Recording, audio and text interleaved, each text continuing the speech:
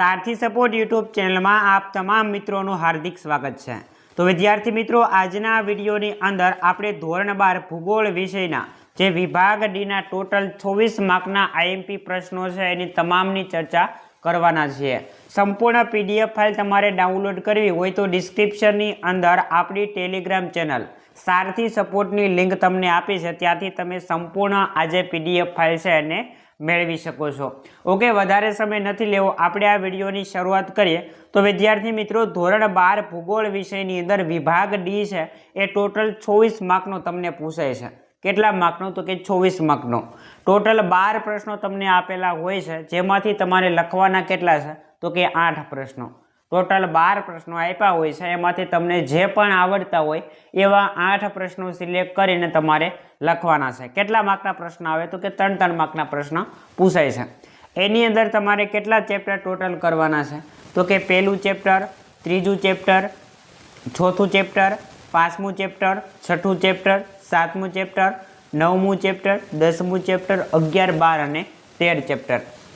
आटला chapter तमारे तैयार करवाना छे, जेनी अंदर तीजું અને પાંચમું आ 2 चेप्टर एवा छे के जेमांथी तमने 2 प्रश्न जोवा मळशे। तीजું અને પાંચમું चेप्टर जोईए आपणे सौथी पहेला प्रकरण नंबर 1 ना आईएमपी, जेनी अंदर आपणे टोटल 4 आईएमपी प्रश्न लीधेला छे। जेनी अंदर पहेलो प्रश्न, मानव भूगोळना कार्यो स्पष्ट करो। मानव भूगोळना कार्यो स्पष्ट करो। तमारे संपूर्ण पीडीएफ फाइल मेळवी होय तो डिस्क्रिप्शन में लिंक आपी छे, अथवा तो तमे स्क्रीनशॉट पण लई शको छो। बीजो प्रश्न है संभववाद विचारधारा समझावो। त्यार पछी त्रीजो प्रश्न, निश्चयवाद विचारधारा चर्चो। अने छेल्लो प्रश्न, निश्चयवाद अने संभववाद तफावत समझावो। तमे संभववाद विचारधारा अने निश्चयवाद विचारधारा बंने प्रश्न कर नाखो एटले एनी अंदर आज तफावत वाळो प्रश्न है ऑटोमेटिकली एमां आवी जशे। मात्र तमारे 3 प्रश्न करवाना, मानव भूगोळना कार्यो, संभववाद विचारधारा अने निश्चयवाद विचारधारा। 3 प्रश्न तमे कर नाखो एटले 4 प्रश्न आवी जशे। ओके, आगळ वधीए आपणे। प्रकरण नंबर 3 एनी अंदर पहेलो आईएमपी प्रश्न, अस्थायी पशुपालन अने व्यापारिक पशुपालन वच्चेनो तफावत आपो। बीजो प्रश्न, व्यापारिक पशुपालन टूंक नोंध लखो। एना पछी खेती आधारित आनुषंगिक प्रवृत्तिओ जणावो। त्यार पछी चौथो प्रश्न, उद्योगोनुं वर्गीकरण करे गृह उद्योगनी समजूती आपो। अने 5मो प्रश्न है मोटा पायाना उद्योगों विषे समझावो। एना पछी प्रकरण नंबर 4 पहेलो प्रश्न, पंचम प्रवृत्ति एटले शुं? उच्च स्तरीय सेवाओ जणावो। त्यार पछी बीजो प्रश्न है विज्ञान अने टेक्नोलॉजी पार्क कोने कहेवामां आवे छे? ते क्या शहर में आवेलो छे? त्यार पछी विद्यार्थी मित्रों तीजो प्रश्न है इन्फॉर्मेशन टेक्नोलॉजी समझावो। अने लास्ट प्रश्न प्रकरण नंबर 4 नो, मानवीनी तृतीयक प्रवृत्ति में सेवाओनी माहिती आपो। तो आ 4 प्रश्न तमारे प्रकरण नंबर 4 मांथी करवाना छे।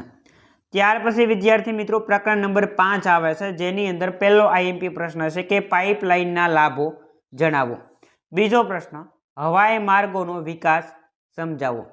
त्रीजो प्रश्न, सुएज नहेर विषे नोंध लखो। त्यार पछी परिवहन संबंधी समस्याओ समझावो। 5 नंबरनो प्रश्न, सड़क मार्गोनुं महत्व समझावो। अने 6 नंबरनो प्रश्न है रोपवे विषे टूंक नोंध लखो। तो विद्यार्थी मित्रों चेप्टर नंबर 5 मांथी तमारे 6 प्रश्न तैयार करवाना है। आमांथी 2 प्रश्न आवे छे। त्यार पछी प्रकरण नंबर 6 जेमां आपणे टोटल 6 आईएमपी प्रश्न लीधेला छे। जेमां पहेलो प्रश्न, समाचार पत्रों अने सामयिको विषे नोंध लखो। बीजो प्रश्न, इंटरनेट ने कारणे दुनिया नानी बनी गई है, आ विधान समझावो। त्यार पछी त्रीजो प्रश्न, फिल्म उद्योग विषे सविस्तर चर्चा करो। त्यार पछी आकाशवाणी उपर टूंक नोंध पूछी छे। एना पछी कम्प्यूटरना उपयोगो लखो। अने छेल्ले ईमेल विषे टूंक नोंध लखो। तो विद्यार्थी मित्रों प्रकरण नंबर 6 में तमारे टोटल 6 प्रश्न तैयार करवाना छे। हवे आपणे प्रकरण नंबर 7 तरफ आगळ वधीए। तो 7 अंदर आपणे टोटल 3 प्रश्न लीधेला छे, जेमां पहेलो प्रश्न, नदी बंदरो विषे नोंध लखो। बीजो प्रश्न, विशिष्ट आर्थिक प्रदेश एटले शुं? अने त्रीजो प्रश्न, भारतना विदेश व्यापारनो इतिहास टूंकमां જણાવો। તો 3 પ્રશ્ન તમારે પ્રકરણ નંબર 7 માંથી તૈયાર કરવાના છે। હવે આપણે પ્રકરણ નંબર 9 તરફ આગળ વધીએ તો એની અંદર મોસ્ટ ઇમ્પોર્ટન્ટ પ્રશ્ન હોય તો એ છે વિતરણની દ્રષ્ટિએ સંસાધનના પ્રકાર જણાવો। વારંવાર આ પ્રશ્ન રિપીટ થાય છે। ત્યાર પછી ખનિજોનું વર્ગીકરણ કરો, 2 વખત પ્રશ્ન પૂછાઈ ગયેલો છે। ત્યાર પછી વિદ્યાર્થી મિત્રો પ્રકરણ નંબર 10 જેમાં પહેલો પ્રશ્ન ભૂમિ પ્રદૂષણ એટલે શું એની અસરો જણાવો। બીજો પ્રશ્ન ધ્વનિ પ્રદૂષણની અસરો જણાવો। ત્યાર પછી ત્રીજો પ્રશ્ન જળ પ્રદૂષણ એટલે શું એની અસરો જણાવો। તો વિદ્યાર્થી મિત્રો 3 પ્રશ્ન ચેપ્ટર નંબર 10 માંથી તમારે તૈયાર કરવાના છે। ત્યાર પછી આપણે આગળ વધીએ તો પ્રકરણ નંબર 11 જેમાં આપણે 2 પ્રશ્ન લીધેલા છે। પહેલો પ્રશ્ન નીચે આપેલ આંકડાકીય માહિતીનો મધ્યક શોધો। આની અંદર વિદ્યાર્થી મિત્રો આંકડા છે એ કોઈ પણ આવી શકે છે, માત્ર ને માત્ર તમારે તૈયાર શું કરવાનું છે કે મધ્યસ્થ શોધવાની જે આખી રીત છે એ તમને આવડવી જોઈએ। આંકડા કોઈ પણ આપી શકે। ઓકે, બીજો પ્રશ્ન મધ્યક અને મધ્યસ્થની વ્યાખ્યા આપી એનું મહત્વ સમજાવો। માત્ર આ 2 જ પ્રશ્ન તમારે આમાંથી તૈયાર કરવાના છે।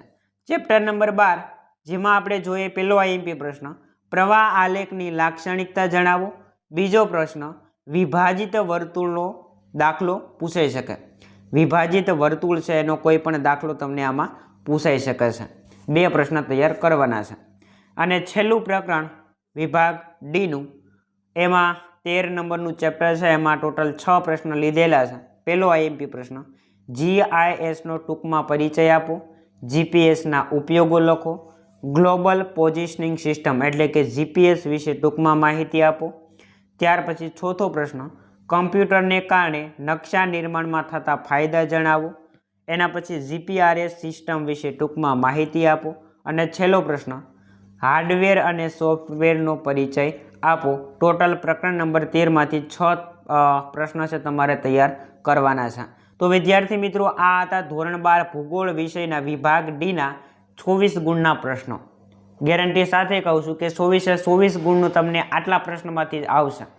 જો વિશ્વાસ ન આવતો હોય તો ગયા વર્ષનું તમે ક્વેશ્ચન પેપર જોઈ લો અને અગાઉ આપણી ચેનલ દ્વારા જે આઈએમપી પ્રશ્નો આપવામાં આવેલા હતા એ પ્રશ્નો જોઈ લો।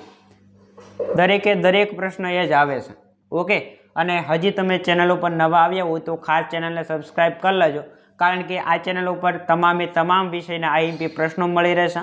આ ઉપરાંત બોર્ડના જે ક્વેશ્ચન પેપર લેવાઈ જશે અને તરત જ તમારે સોલ્યુશન જોઈએ છે તો આ ચેનલ ઉપર તમને એ પણ મળી રહેશે। ઓકે, તો વિદ્યાર્થી મિત્રો મળીએ નવા જ વિડીયો સાથે। જય હિન્દ, જય ભારત।